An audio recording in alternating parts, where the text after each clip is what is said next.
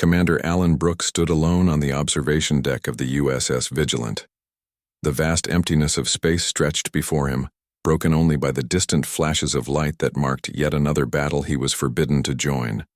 He pressed his palm against the cold glass, watching as coalition ships engaged the Krell warships.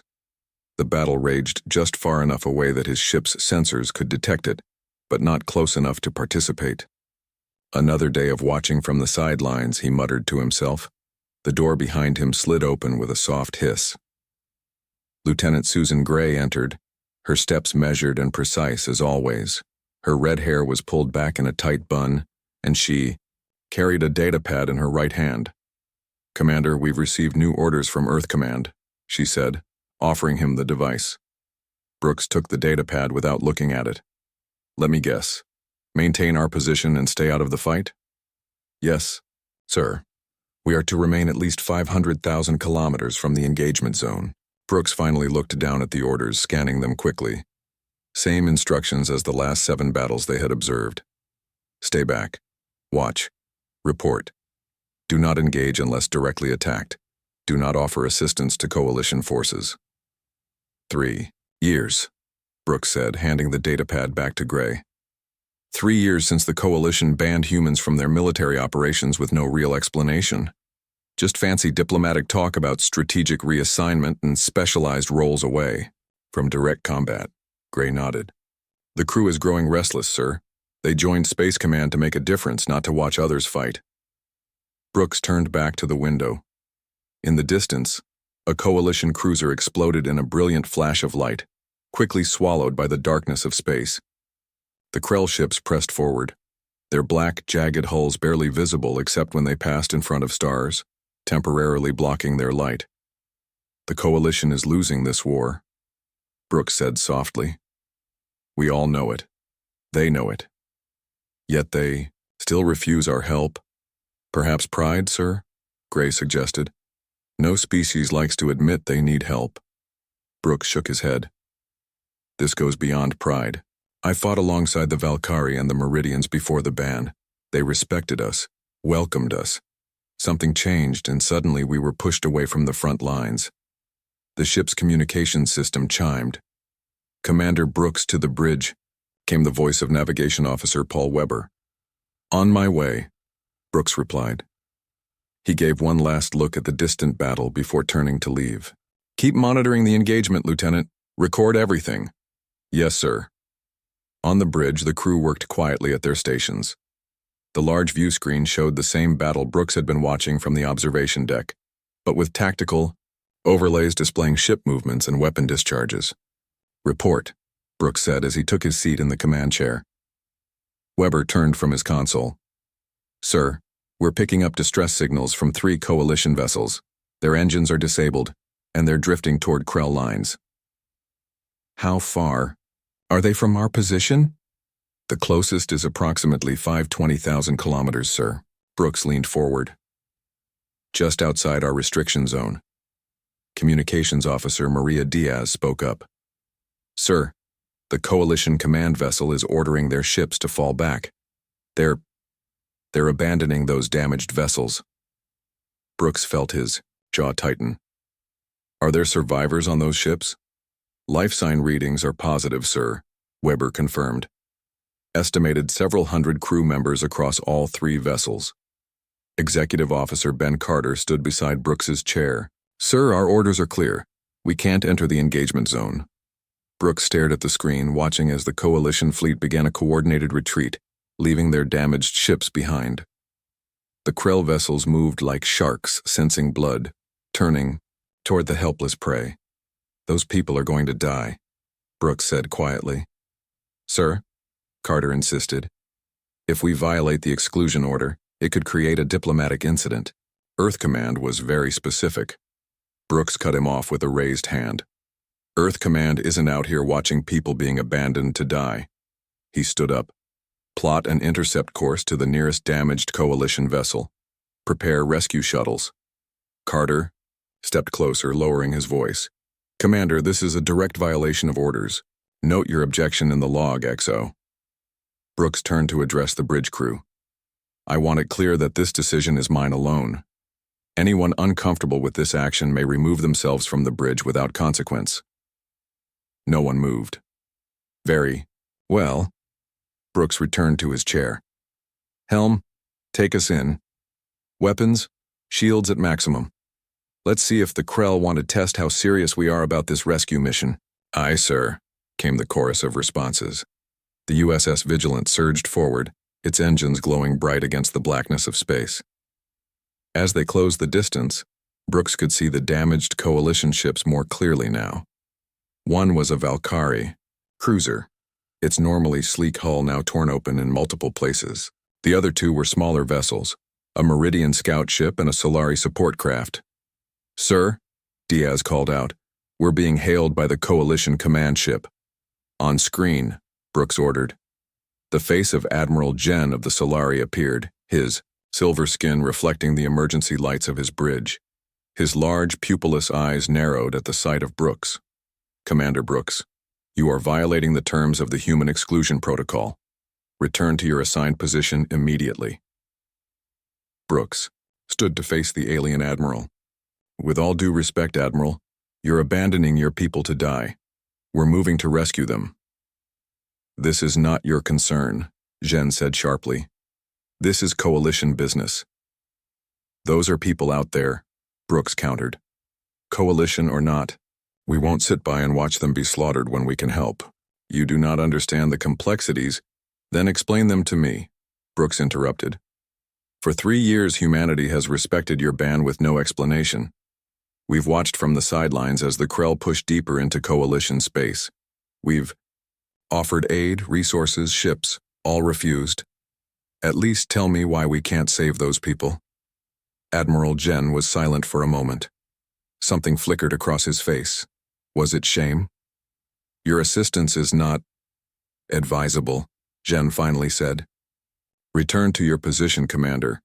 That is my final warning. The communication cut off abruptly.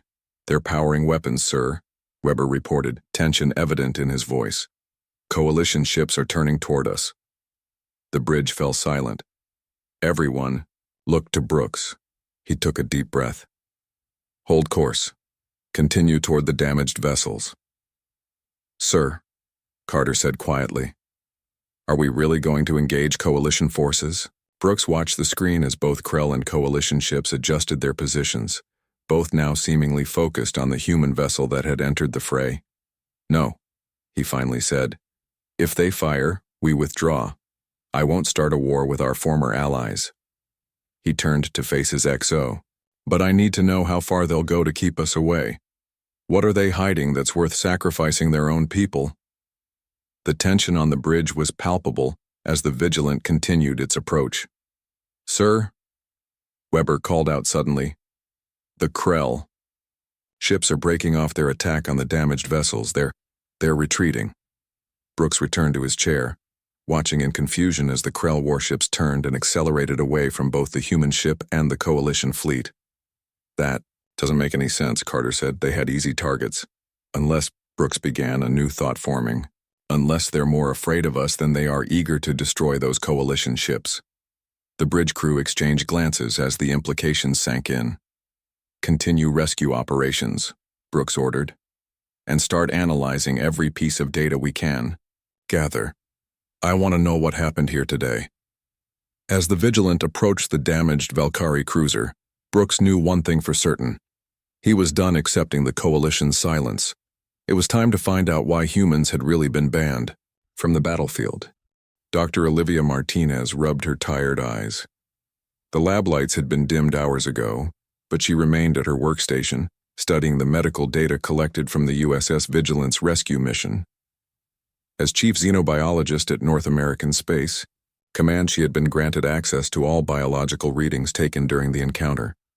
You're still here? Dr. Frank Miller asked as he entered the lab carrying 2 cups of coffee. He placed one next to her computer and pulled up a chair. Thank you, Martinez said, gratefully taking a sip. And yes, I'm still here. There's something in this data I can't ignore. On her screen were side-by-side brain scans of a Valkyrie warrior. The first was from 3 years ago during joint human coalition operations. The second was from one of the rescued crew members from the damaged cruiser. What am I looking at? Miller asked, squinting at the colorful images. Neural activity patterns in Valkyrie brains, Martinez explained. See these pathways here? She pointed to bright red and yellow sections on the older scan. These show heightened activity in aggression and focus centers, normal for a Valkyrie in combat. She switched to the recent scan. But look at this. The same warrior, but the patterns are completely different. There's evidence of extreme stress, fear responses off the charts, and these dark spots here indicate physical changes to the brain structure. Miller leaned closer. Damage? Not exactly. More like withdrawal symptoms. Similar to what we'd see in humans experiencing drug withdrawal, but on a neurological level. Miller sipped his coffee thoughtfully. You think this has something to do with why they banned us? Martinez nodded slowly. I've been comparing scans from before and after the human ban. The pattern is consistent across all coalition species we have data for. Something happens to their brains when they fight alongside humans, and something else happens when that exposure ends. But what could we possibly be doing to them? Miller asked. We're just fighting the same enemy. Martinez pulled up another file. I've been analyzing environmental readings from shared combat zones.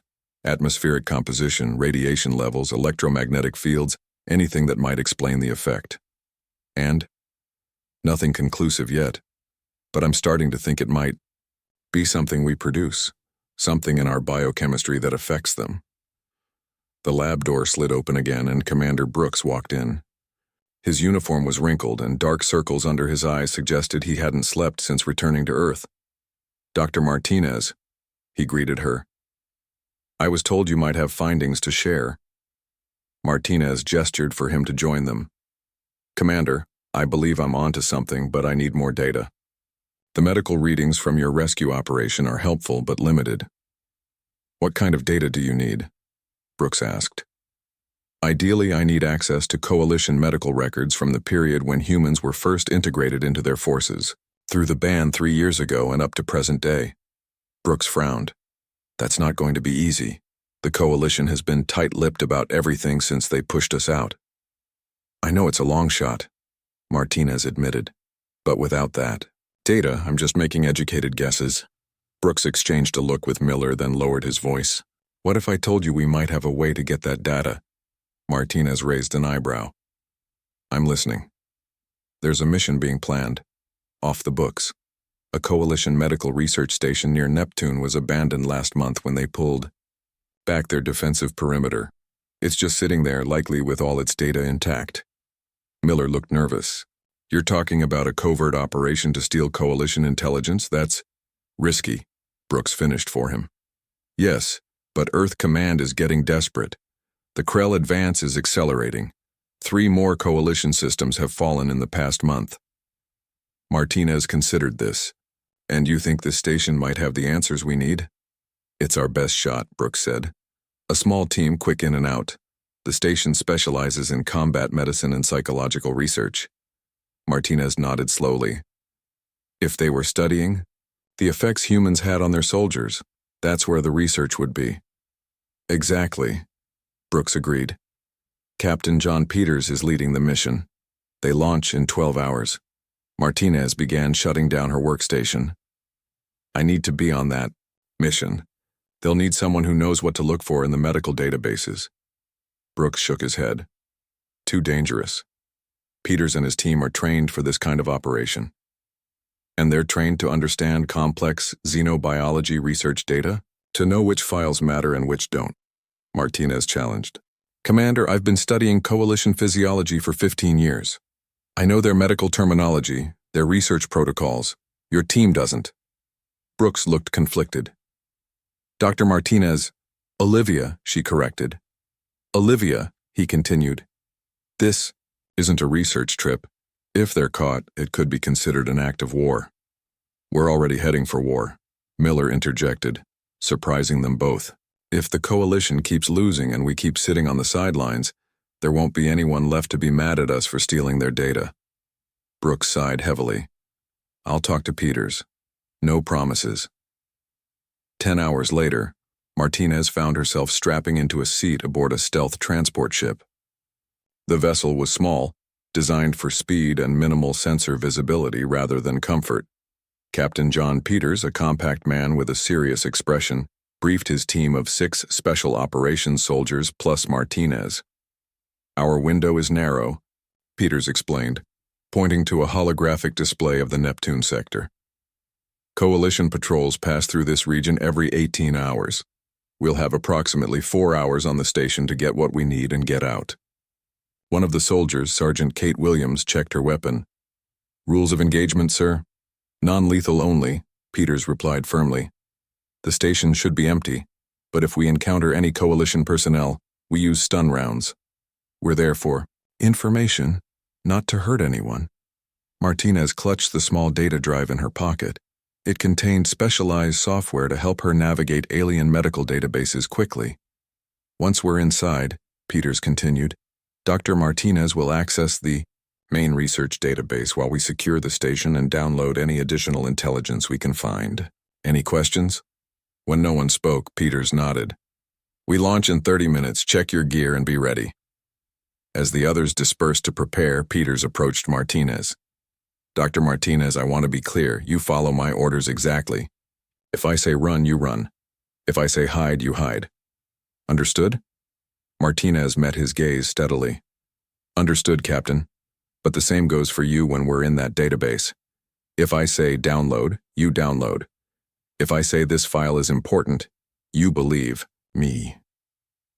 A smile flickered briefly across Peter's face. "Fair enough." The journey to Neptune took just under 3 hours in the high-speed stealth transport. As they approached the medical station, Martinez saw it floating silently against the backdrop of Neptune's blue surface. The station was built in the familiar Coalition style, a central hub with 3 extending arms, each housing different research facilities. "No signs of power beyond minimal life support," reported the pilot. "No active communications. Looks abandoned, as expected." "Take us in," Peters ordered.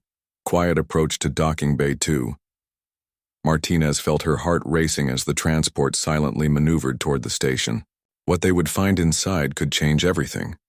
It might finally explain why humans had been banned from the battlefield, and perhaps reveal a way for humanity to help turn the tide of a war they had been forced to watch from the sidelines.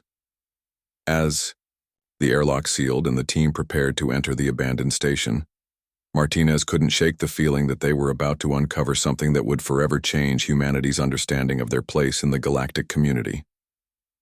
General Patricia Winters stood tall before the assembled Joint Chiefs in the underground command center beneath Washington, D.C.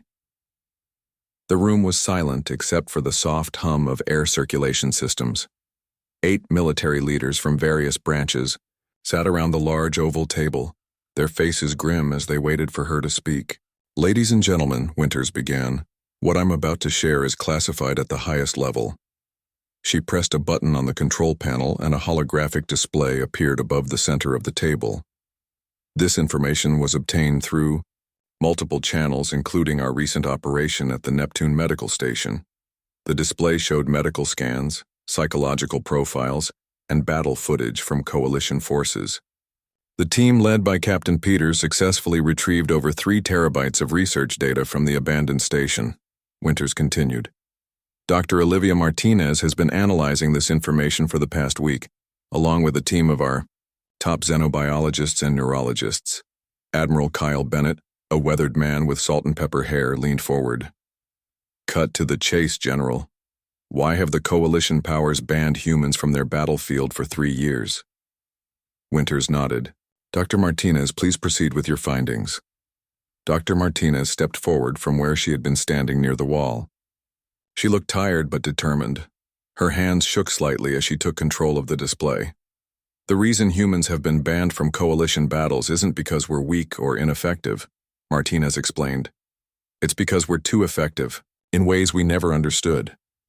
She brought up side-by-side footage of Coalition soldiers in combat. The left showed alien warriors fighting alongside humans. The right showed the same species fighting without human presence. "Notice the difference in combat effectiveness," Martinez said. "With humans present, Coalition soldiers show significantly higher aggression, pain tolerance, and tactical coordination." She switched to brain scans of various alien species. Humans emit a specific neurochemical signature during combat situations. This is a combination of adrenaline, endorphins, and several compounds unique to our species. To put it simply, this signature acts as a powerful psychic amplifier to nearly all coalition species. General Sam Rodriguez from the Marine Corps frowned. Are you saying we make aliens stronger just by standing near them? Yes and no, Martinez replied. It's not proximity alone. It's our emotional state during combat. When humans experience the stress and excitement of battle, we produce these compounds at high levels. Coalition species evolved with different stress responses, but they have receptors sensitive to our chemical signatures. When they detect these human combat pheromones, their own combat effectiveness dramatically increases. We're like performance-enhancing drugs, Winters added bluntly. Martinez nodded. Essentially, yes. Our presence on the battlefield makes our allies fight harder, faster, and with significantly reduced fear response. Air Force General Diana Foster raised her hand. If we make them better fighters, why remove us? Wouldn't they want that advantage? That's where the problem lies, Martinez continued, bringing up new data. The effect accumulates with exposure. The more coalition troops fight alongside humans, the stronger the effect becomes. We found evidence that after multiple combat deployments with humans, coalition soldiers became dependent on our presence. She displayed video footage of alien soldiers exhibiting erratic behavior. These are Valkyrie warriors who had fought alongside humans for 6 months, then were deployed without human support. They experienced severe withdrawal symptoms, extreme anxiety, heightened fear responses, decreased combat effectiveness, and in some cases, something similar to berserker rage that made them dangerous to allies and enemies alike. The room fell, silent as the implications sank in. So they banned us to protect their troops from becoming addicted to us, Bennett said finally. Yes, Martinez confirmed. The Coalition High Command made the decision after losing an entire battle group to friendly fire incidents. Their soldiers had become so dependent on the human combat effect that they couldn't function properly without it. Winters took control of the presentation again. The data also reveals something else. The Krell seem aware of this effect. They deliberately target human soldiers first in mixed species combat groups. They understand that removing humans dramatically decreases the fighting ability of the remaining coalition forces. That explains why they retreated when the USS Vigilant approached those damaged ships. Bennett mused. They didn't want to engage with humans present. Precisely, Winters agreed. In essence, the Krell fear us more than any other species, not for our own combat abilities, but for what we do to our allies. Martinez added, the Coalition's pride wouldn't let them admit this dependency issue. Instead, they created diplomatic excuses to remove humans from combat operations. General Rodriguez stood up and paced around the table. So what do we do with this information? Hold it over their heads? Force our way back into the fight? The Coalition is losing this war badly, Winters replied, bringing up a strategic map showing Krell advancement into Coalition territory. Their forces are breaking. Without the human effect, their soldiers are experiencing combat trauma at unprecedented rates. Desertion is becoming common. Morale is collapsing. Air Force General Foster sighed. They need us back, whether they want to admit it or not. But we can't just march back in without addressing the dependency issue, Martinez cautioned. That would only create the same problem again, possibly worse. Bennett rubbed his chin thoughtfully. Could we develop some kind of protocol? Controlled exposure? Like methadone for heroin addiction? Martinez looked surprised. Actually, yes.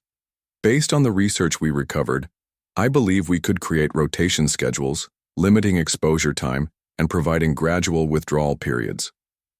We could also develop pharmaceutical interventions to ease the symptoms when coalition troops rotate away from human units. Winters nodded. That's the direction my team is thinking as well. We don't want to be a drug they're addicted to. We want to be a medicine carefully administered. Has the president been briefed? Bennett asked. She's waiting for our recommendation before making any diplomatic moves, Winters confirmed. The question now is, Do we approach the coalition with what we know, or do we wait for them to come to us as their situation becomes more desperate? The room fell silent again as the military leaders considered the options. The holographic display continued to rotate through images of battles, brain scans, and strategic maps. The fate of the coalition, perhaps of all sentient species facing the Krell, may depend on how we proceed, Winters said quietly. And for once, humanity's most primal instincts, our aggression, our fear, our battle rage, might be exactly what saves civilization. Martinez looked at the images of coalition soldiers, their alien features so different from humans, yet their suffering so recognizable. They banned us to protect themselves from us, she said softly. Now we need to show them that we can protect them from themselves. President Linda Dawson looked out the window of the Oval Office. Rain fell steadily on the White House lawn, matching her somber mood. Behind her, 6 of her most trusted advisors waited silently. The holographic presentation from General Winters had ended minutes ago, but no one had spoken since. Dawson finally turned to face the room. So they banned us to protect their troops from becoming dependent on us, she said, her voice steady. And now they're losing the war without us. Yes, Madam President, General Winters confirmed. The Krell have pushed into 3 coalition core systems in the past month alone. Intelligence suggests they could reach major coalition homeworlds within 3 months. Secretary of Defense Richard Powell, a tall man with a serious face, stepped forward. The coalition's pride won't let them admit why they really sidelined us, but their forces are breaking. Their soldiers are experiencing combat trauma at unprecedented rates without the human effect to support them. Dawson walked back to her desk and sat down. What are our options? Admiral Bennett spoke up. We have several paths forward, Madam President. We could use this knowledge as leverage, force them to acknowledge what they've done, and negotiate our return to combat operations on our terms. That sounds like blackmail, Admiral, Dawson said with a slight frown. It's diplomacy, Bennett responded. Hard diplomacy, but diplomacy nonetheless. Chief Diplomat Ellie Conway, a woman with silver hair and calm eyes, shook her head. With respect, Admiral, I believe we have a better option. We could approach the coalition with our understanding of the situation and offer our help on our terms. Show them that humanity understands and is willing to be part of a managed solution. Dr. Martinez, Dawson said, turning to the scientist, you believe you can develop protocols to manage this dependency issue? Martinez nodded. Yes, Madam President. Based on the research we recovered from the Neptune station, we're developing rotation schedules that would limit coalition exposure to human combat pheromones. We're also working on medical treatments to ease withdrawal symptoms when coalition troops rotate away from human units. How quickly could these protocols be implemented? Dawson asked. We could have basic protocols ready within 2 weeks, Martinez replied. More refined treatments would take longer, but the rotation schedules alone would make a significant difference. Dawson turned to Military Intelligence Director George Hayes. How long before the Krell reach coalition homeworlds? Hayes pulled up a holographic map of the region. At current rates of advance, 3 months at most. Their forces are gaining momentum as coalition resistance crumbles. And if humans were reintegrated into coalition forces? Dawson pressed. Hayes adjusted the simulation. With proper deployment of human forces and these new protocols to manage the dependency issues, the Krell advance could be halted within weeks, possibly reversed within 2 months. Dawson was quiet for a moment, considering the options. The room remained silent, respecting her thought process. The Krell have never attempted peace negotiations, have they? She finally asked. No, Madam President, Hayes confirmed. All evidence suggests they view other sentient species as targets for conquest or elimination. The coalition has tried to establish diplomatic channels 7 times since the war began. All attempts were met with increased aggression. Dawson nodded slowly. Then we have no choice but to help the coalition win this war, for our own survival as well as theirs. She stood up again, her decision made. Prepare a diplomatic package. I want to meet with the Coalition High Council within 48 hours. We'll Present our findings along with our proposed protocols for human reintegration into combat operations. And if they refuse? Bennett asked. They won't, Dawson said firmly. They can't afford to. But we approach this with compassion, not leverage. We're not going to punish them for trying to protect their troops from a dependency they didn't understand. Conway nodded in approval. I'll prepare the diplomatic language, Madam President.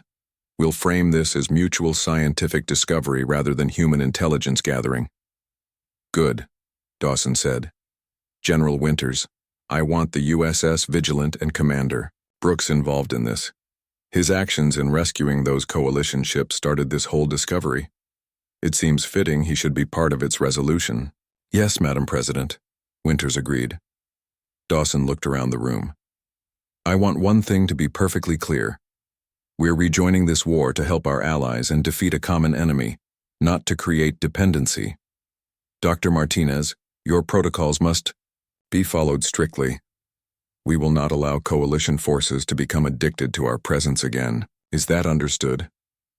Martinez nodded firmly. Absolutely. The protocols will balance combat effectiveness with health outcomes.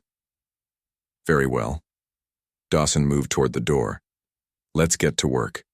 The future of both humanity and the coalition depends on what we do in the next few days. As the advisors filed out of the Oval Office, Powell stayed behind. Madam President, there's one more thing you should know. Dawson raised an eyebrow. Yes?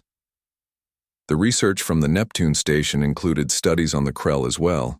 It appears they're naturally immune to the human combat effect.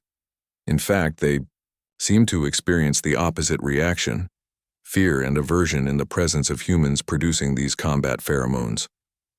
That explains why they target humans first in battle, Dawson said thoughtfully, and why they retreated when the Vigilant approached those damaged ships. Yes, but it also means they may change their tactics once humans rejoin the fight.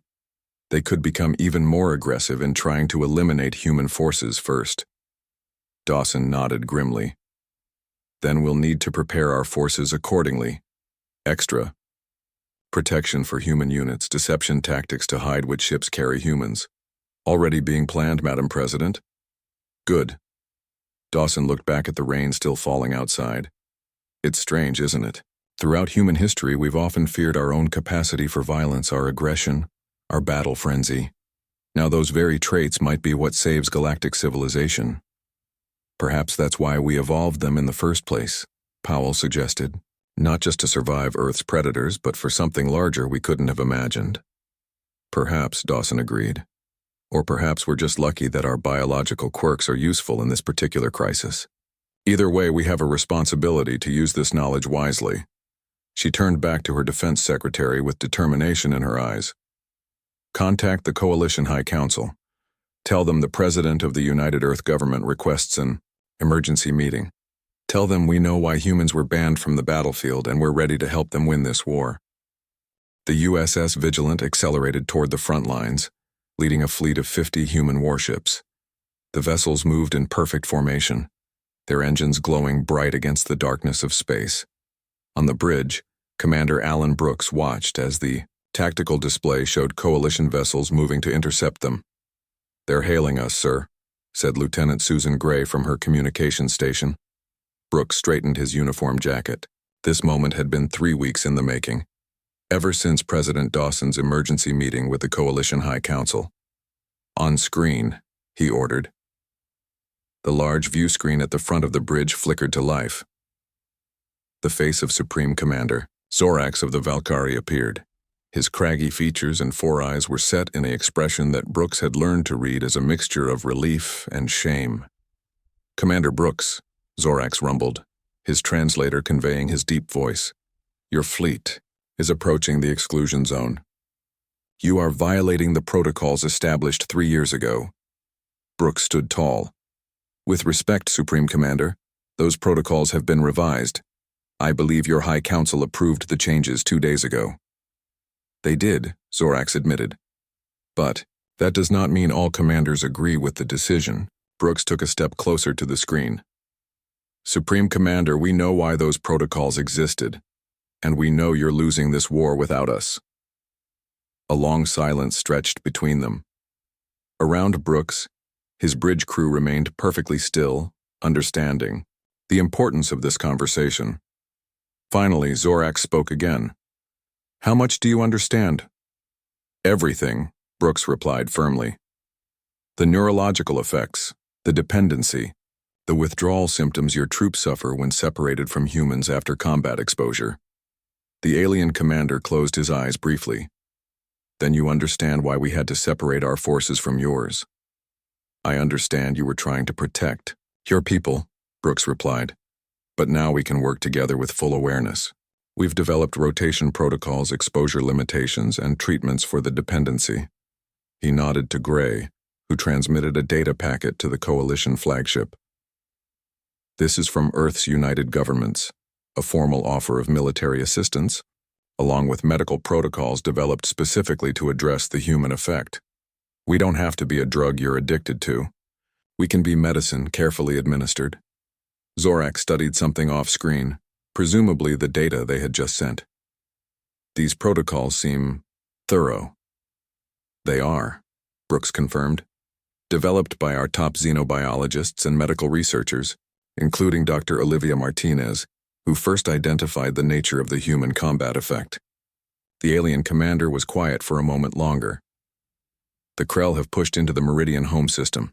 They will reach the capital world in less than 10 days if their advance continues." "We know," Brooks replied. "That's why we're here.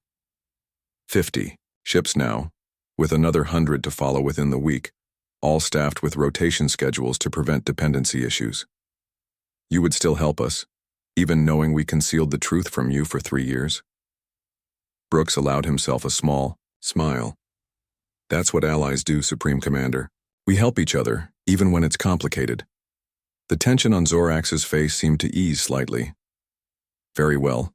Your fleet is cleared to join Coalition Battle Group 7. We will transmit tactical data immediately." "Thank you, Supreme Commander. Vigilant out."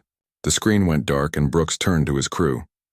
"Send word to the fleet we're joining Battle Group 7. All ships implement Protocol Martinez immediately." Gray nodded. "Yes, sir. Protocol Martinez being implemented fleet-wide." The protocol, named after the doctor who developed it, carefully controlled human combat exposure.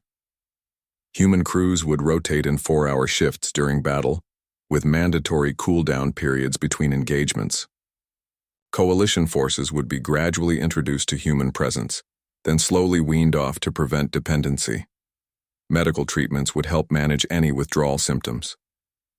2 days later, human soldiers integrated into coalition battle groups, for the first time in 3 years.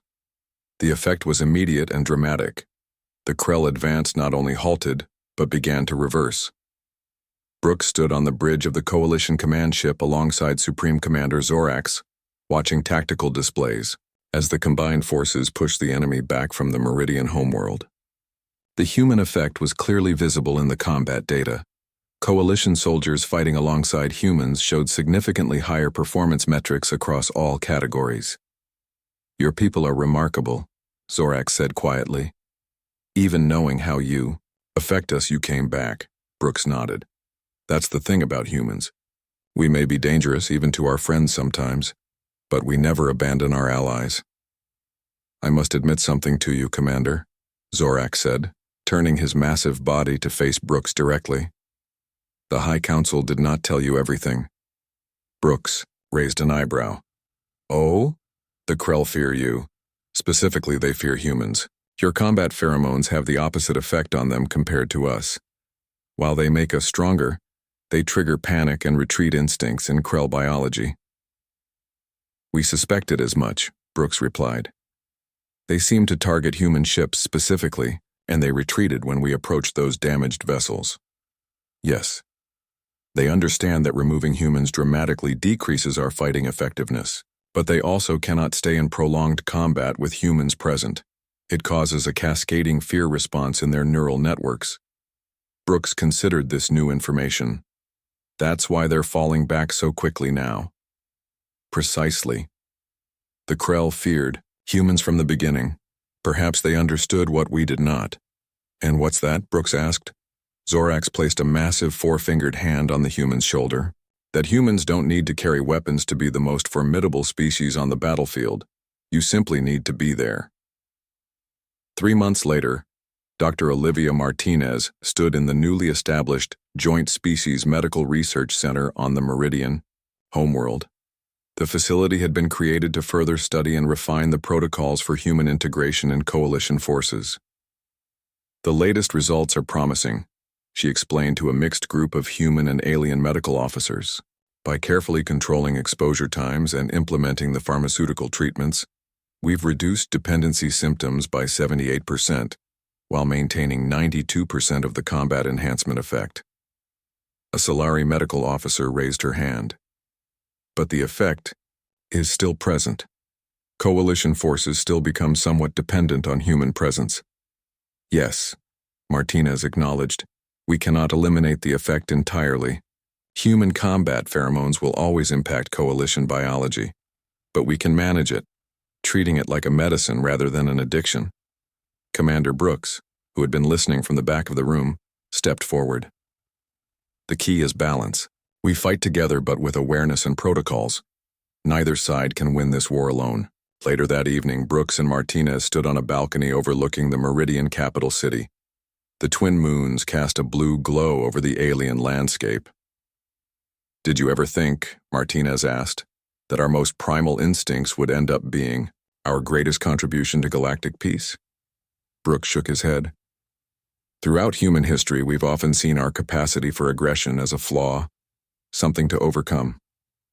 Turns out it's also a gift, at least in this particular cosmic circumstance. The universe has a strange sense of humor, Martinez said with a smile. We were banned from the battlefield because we're too effective. Now we're back, not despite that fact, but because of it.